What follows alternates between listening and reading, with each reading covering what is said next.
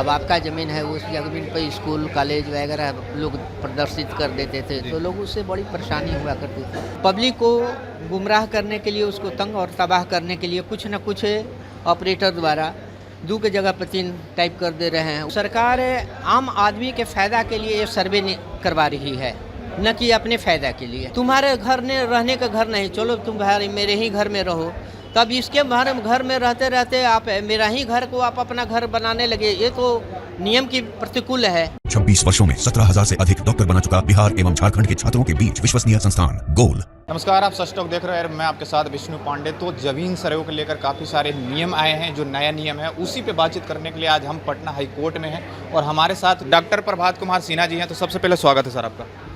नमस्कार भाई। सर, जमीन सर्वे को लेकर काफ़ी प्रॉब्लम हो रहे हैं लोगों में, और बहुत सारी ऐसा हो रहा है कि उसमें लड़ाई झगड़ा भी हो जा रहा है भाई भाई को लेकर। तो जमीन सर्वे के बारे में पहले हम आपसे ये जानना चाहेंगे कि जमीन सर्वे है क्या?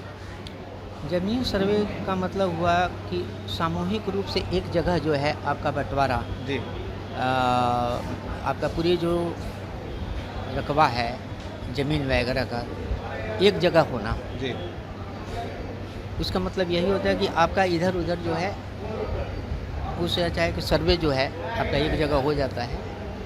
अब उस सर्वे का इंग्रेडिएंशियल जो होता है उसमें वो आपका विभिन्न तरह का, जैसे कि अब उनका सर्वे है, उनका है, तो पहले तो विवादित हो जाया करते, लेकिन 1932 के बाद एक बार 1970-71-72 की में हुई थी, लेकिन उसमें उतना सक्षम नहीं हो पाया।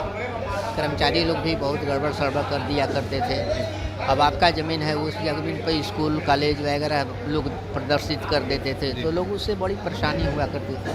उसी चीज़ को सुधार करने हेतु भूमि सुधार विभाग ने सर्वे का 2022 से ही इन लोगों ने प्रोविज़न स्टार्ट किया, जिसका प्रक्रिया अब अपने राज्य में अपने हर एक जिलेवार ढंग से अपने पंचायत स्तर पर किया जा रहा है। सर, जो जमीन सर्वे है उसका फॉर्म भरने का क्राइटेरिया क्या है? उसमें 4-6 एक तो है वंशावली का है जी। तो वंशावली में सबसे पहले तो सारा चीज़ जो आपके परिवार के लोग हैं, हाँ, उनका एक वंशावली बनाना होगा। वो जो वंशावली जो है कार्यपालक दंडाधिकारी से शपथ पत्र के द्वारा या नोटरी पब्लिक के द्वारा किन्हीं के द्वारा करवा कर और उसको सबमिट करना होगा, तो वो फॉर्म के साथ। जो आप वंशावली की बात करें तो वंशावली का भी तो कोई डॉक्यूमेंट लगता होगा ना? उसमें क्या डॉक्यूमेंट लगाया जाएगा? उसमें आपका आधार कार्ड लगेगा, जो भी जितने भी फरीकैन हैं, हाँ, जितने भी उस वंश से संबंधित जो जीवित व्यक्तिगण हैं परिवार में, उन लोगों का आधार कार्ड लगेगा। हैं जो उस ज़मीन का कि भाई हम उनसे रिलेटेड हैं, तो उनसे संबंधित कुछ ऐसे डॉक्यूमेंट्स होने चाहिए, जैसे कि आपका आधार कार्ड हो गया या स्कूल का सर्टिफिकेट वगैरह हो गया। हाँ, तो ये सारी कुछ ऐसे हैं जो कि आपको प्रमाणित ये करना होगा उसमें कि आप उस वंश से रिलेटेड हैं। हाँ, तो इसके लिए ये चीज़ें आपको देना होगा। कुछ डॉक्यूमेंट्स वगैरह में आधार कार्ड हो गया, पैन कार्ड हो गया, या ज़मीन का कोई रसीद है वो हो गया, यही सर। मैं तो ये डॉक्यूमेंट सर सारा भर के कहाँ पे जमा करना होगा? क्योंकि जो गांव के लोग होते हैं थोड़ा पढ़े लिखे कम होते हैं, तो उनके साथ ये समस्या हो रहा है कि सारा चीज़ करके भी पहुंचा नहीं पा रहे हैं वहाँ पे डॉक्यूमेंट कि हमारा सही जगह पे चले जाए, और काफ़ी दलाल भी इसके बीच में आ जा रहे हैं, तो उनके साथ ही काफ़ी प्रॉब्लम हो रहा है। तो ये कहाँ सारा डॉक्यूमेंट लगाया जाएगा? उसे देखिए, ये सारा चीज़ करवाए प्रक्रिया करके इसके बाद अंचलाधिकारी के यहाँ आपको सबमिट करना होगा जी। और अपना जो आपका सरपंच जो हैं या उनके सरपंच के द्वारा भी आप कर सकते हैं जी। जो एफिडेविट है सरपंच को दीजिएगा, उसको अपना कैटेगरी सब फॉर्म भर कर वहाँ जमा कीजिएगा, वो उनसे अनुशंसा करेगा। फिर इसके बाद आप अंचल कार्यालय में जाइएगा, वहाँ का आपका अंचल जो सचिव हैं वो देते हैं, वहाँ पर जमा करेंगे। फिर इसके बाद वो अपना अनुशंसा भी सभी करके फिर इसके बाद ग्राम में जो क्या कहते हैं उनको, सरपंच जो हैं उनको भेजते हैं। हाँ, इस ढंग से ये प्रक्रिया होकर आपको पूरी ये तो होगी। सर ये बंसावली का हो गया, और शपथ 2 और 3 का उसमें क्या क्राइटेरिया है? शपथ 2 और 3 में वही चीज़ है जो आपका उसमें है, केवल वो डिक्लेरेशन करने के लिए कि एक फॉर्म जो है, हर एक फॉर्म अलग अलग हो जाता है ना। जैसे कोई भी ज़मीन है वो रजिस्टर्ड 1 2 3 4 4 तरह का रजिस्टर्ड होता है।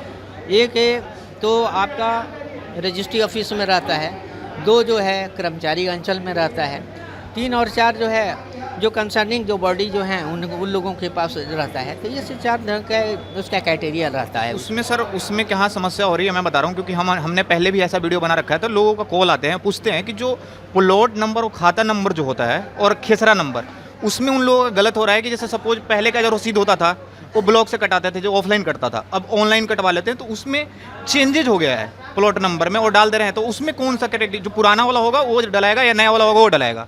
नया वाला पर विश्वास नहीं है, इसलिए कि जो ऑनलाइन कट रहे हैं। हाँ, क्योंकि वे जो है ना वो सही ढंग से उस पर अपलोड नहीं कर पा रहे हैं। पब्लिक को गुमराह करने के लिए, उसको तंग और तबाह करने के लिए कुछ न कुछ ऑपरेटर द्वारा 2 की जगह पर 3 टाइप कर दे रहे हैं, उससे और के चौहद्दी नीचे से ऊपर हो जा रहा है। अब लोग क्या, तो क्या गवर्नमेंट तो पैसा देती नहीं है, थोड़ा सा पैसा देती है, उसमें कितना हम लोग काम करें, इस ढंग से लोग कहना शुरू कर देते हैं।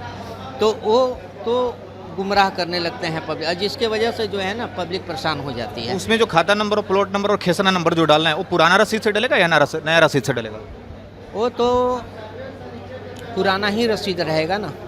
ठीक है। उसी के अब अनुसार सर एक चलेगा। क्रॉस क्वेश्चन आपसे हम पूछना चाहेंगे कि जैसे पुराना रसीद में हमारा जो कटा हुआ है वो हमारा 10 बीघा की ज़मीन था, ठीक है, वो ज़मीन को हमने सेल कर दिया, अब हमारा ज़मीन कम पड़ गए, तो प्लॉट नंबर भी तो उसमें कम हो जाएंगे जो नया रसीद पे आ रहे हैं। हाँ, तो उस आधार पर सुपरविजन करने के बाद ही कि यह उचित ढंग से किया गया है कि नहीं, तभी जाकर उसको नया वाला को मान्य होगा, ऐसे नहीं किया जा सकता सर है। बंसावली के बारे में आपने जिक्र कर दिया, ठीक है। शपथ 2 और 3 का भी जिक्र कर दिया सारा डॉक्यूमेंट के लिए। अब हमें ये बताएं कि इससे फ़ायदा सर किसको होने वाला है? सरकार को फ़ायदा होने वाला है या आम आदमी को फ़ायदा होने वाला है? सरकार आम आदमी के फ़ायदा के लिए ये सर्वे करवा रही है, न कि अपने फ़ायदा के लिए। जो पहले से जो विगत वर्षों से जो कर्मचारी के द्वारा लोग पब्लिक लोगों को परेशान किया जाता रहा है, उससे निजात दिलाने के लिए सरकार द्वारा ऐसा कदम उठाया गया है, जो बड़ा ही सराहनीय कदम है। और हमें इस सर्वे को एक्सेप्टेंस करते हैं और होना ही चाहिए निर्विवाद रूप। इसका सर कोई टाइम फिक्स किया गया है या टाइम बढ़ा दिया गया है? अभी पहले जो कोई इसका लिमिटेशन नहीं है, और कोई इसका ये नहीं है कि हमें इतना ही दिन तक, ये सरकार जब भी पब्लिक चाहेगा तब तक इसको करवाएगा। सर एक लास्ट क्वेश्चन, कोई भी है, कोई अगर बाहर में है, उनको एक निर्धारित अवधि के समय में तो आ नहीं सकते हैं, तो जब भी वो आएंगे, जब भी अपना वो सर्वे के लिए देंगे, तब उनको सर्वे करना ही होगा। सर एक लास्ट क्वेश्चन रहेगा, जैसे गांव घर में देखा जाता था ना कि जो गरीब लोग थे वो ज़मीन जो बाबा घर मजरुआ बोला जाता था, जो पहले उनका कोई रसीद उसीद नहीं कटता, वो हथियार उथियार के घर बनाए, उस सिचुएशन में सर क्या करना होगा? ऐसा परिस्थिति है ना कि जो जिसका मालिकाना हक है जी, उसको तो मिलना ही चाहिए। तो मालिकाना उस पर तो रसीद ही नहीं कटा। नहीं कटेगा ना, इसलिए कि उनको रहने के लिए दे दिया गया। जी, तुम्हारे घर ने रहने का घर नहीं, चलो तुम भाई मेरे ही घर में रहो, तब इसके घर में रहते रहते आप मेरा ही घर को आप अपना घर बनाने लगे, ये तो नियम की प्रतिकूल है। जी। तो फिर ये नियम कानून काहे के लिए बनेगा भाई? जब हमें आपको रहने का तौर ठिकाना नहीं है, कहीं जगह नहीं है, और वैसी परिस्थिति में हम लेके चलो भैया, कम से कम आप जो हैं हमारे यहाँ रहिए। जी। अब आपको हमने रख दिया, धीरे धीरे जो है आप हम ही को आउट करके आप घुसना चाहें, तो ये तो नियम के प्रतिकूल है ना। चलिए, बंसावली का डॉक्यूमेंट का क्राइटेरिया सारा इन्होंने समझा दिया, और अगर आपको अभी भी नहीं समझ में आ रहा हो तो कमेंट करके बताना, और देखते रहे सच टॉक न्यूज़।